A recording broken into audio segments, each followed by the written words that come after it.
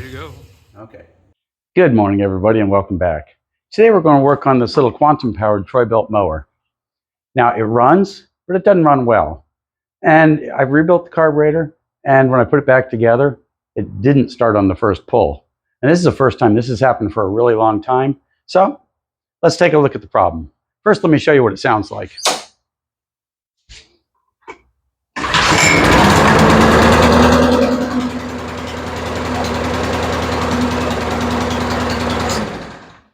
And you can see it's running, but she sure isn't running very well. Now, a lot of you guys at home would first start out with replacing the spark plug. And I can promise it's almost never going to be the spark plug. Don't go buying a spark plug when your mower sounds like that. Let's get into what's really causing the problem here. So now we're a little bit more up close and personal with this guy. So let's pull the lid off and have a look at what's going on.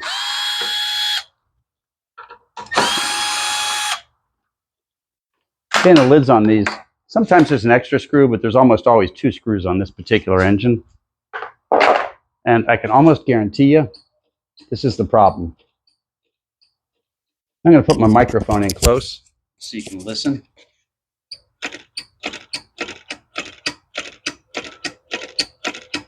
You hear that little squeaking noise? That tells me that the choke is dragging. This is the choke mechanism for this particular engine. Now, since the noise is coming from in here, that means we have to take the top of the engine off, which isn't much fun, but it'll save us a whole lot of aggravation. And this is a good running mower. It just doesn't know it yet. So let's grab some tools and take it apart. So the first thing we're going to do is pull these 3 top screws off, and that'll let the gas tank go. There's one more underneath it over here, but we'll get to that in a second.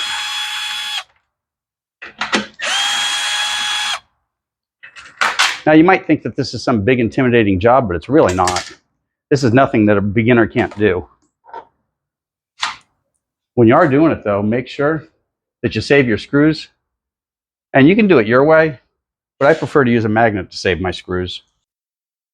So I'm going to take this magnet, I'm going to drop all my screws on it as I take them out, and we'll put it right there. That way we won't lose them later. So now we've got one more screw underneath here someplace.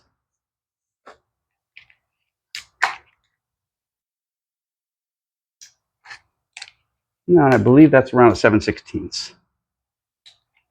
Let's find out. Not too big, one size down.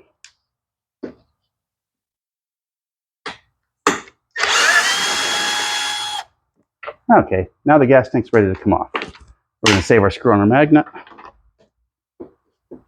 And we're not disconnecting the fuel line or anything.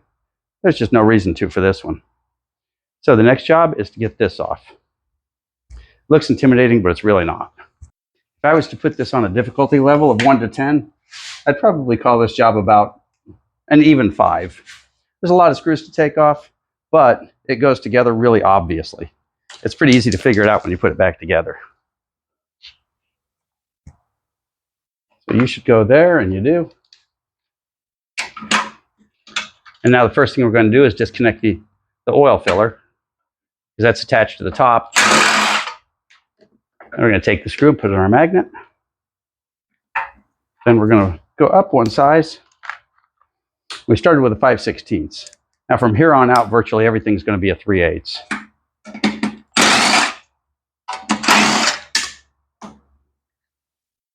And all I'm doing is walking around it and taking the screws off for the steel cover here, because we want to take a look at this and see what this is rubbing on. Let's see, what have we got? We got another 3/8. We got another one. And you can see it's on pretty tight. So that should just about do it. Let's pull the oil filler off and get it out of the way. And there you have it. So let's take a look at our choke arm now that we can see it. So we're looking for clearance problems. And that's interesting. With the cover off, I don't hear any noises. I hear one noise over here.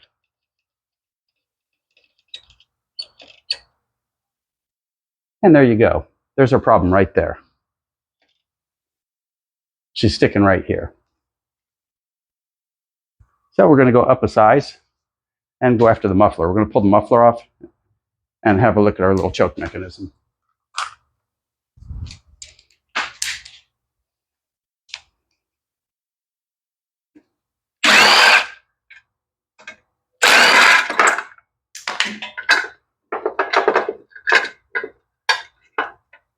And that's just a pair of 1/2 inches. And this is all there is to it.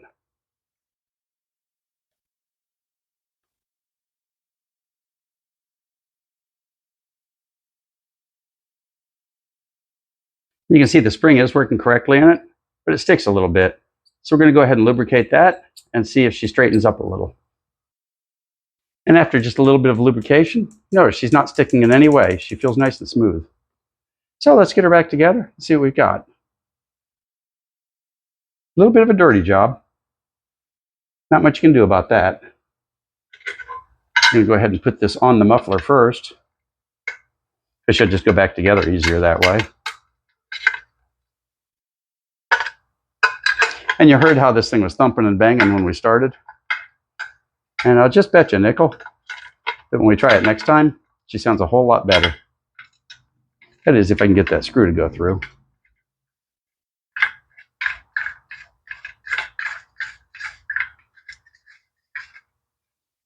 There we go.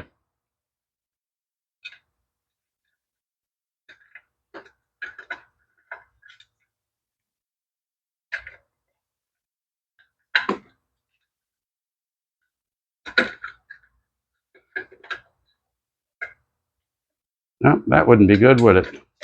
We just almost put it together without hooking it on. So let's get that hooked in. There we go. One screw started.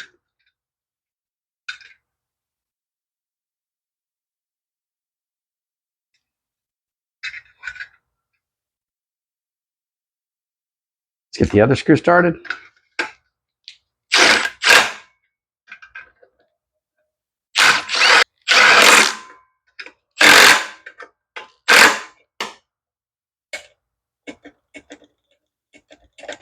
Now she sounds nice and smooth, and she doesn't have any odd noises to her. So let's get her back together and see how she runs. Can't really test it until you get the lid back on because there's no way to start it.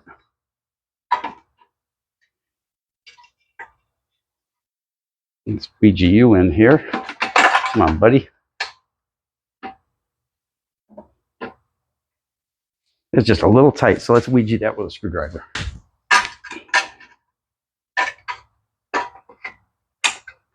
There we go.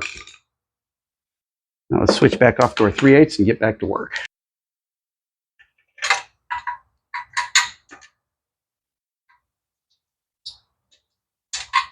When I'm using the impact gun, I always get them started with my fingers first. Unlike the screw gun, this thing's not variable speed. Well, it is, but it's a variable speed impact, so it'll variably beat it to death. Let's grab our 2 back screws and throw those on. And these always start nice. I don't know why. And that's it. And that feels pretty good. So let's put this back on. Up. Let's get our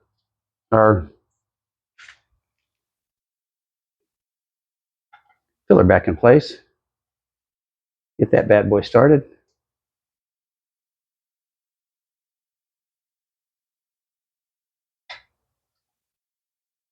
We need to go down a size again. So we've used a 5/16, a 3/8, and a 7/16 so far.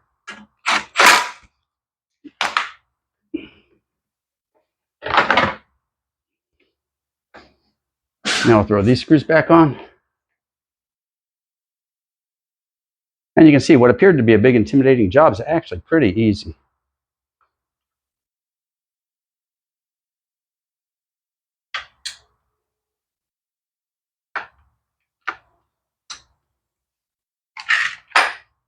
Now we're going to use a screw gun on these.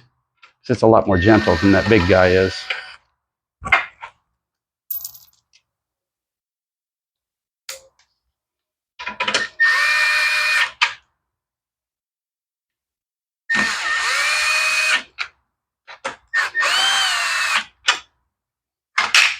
Okay, let's put our cover back on. Let's see if she runs decently.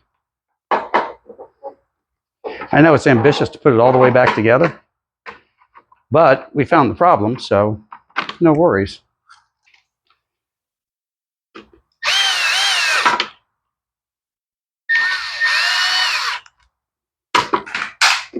Okay, the only thing we got left is this one on the bottom of the gas tank.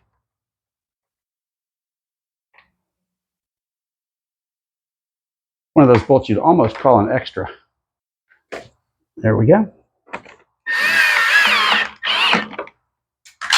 So let's pull her out and see if she runs better. All right, with the choke all straightened up, I went ahead and decided to take her outside before we run her, so we can run her for a second.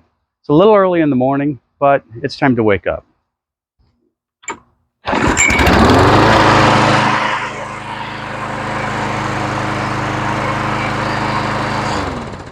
And you can hear how much smoother she sounds, and she doesn't have that rumble.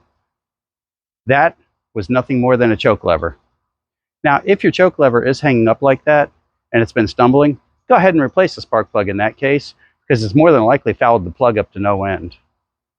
So, thanks for watching, and all you new people out there, go ahead and subscribe. It's free and we appreciate it. We'll see you next time.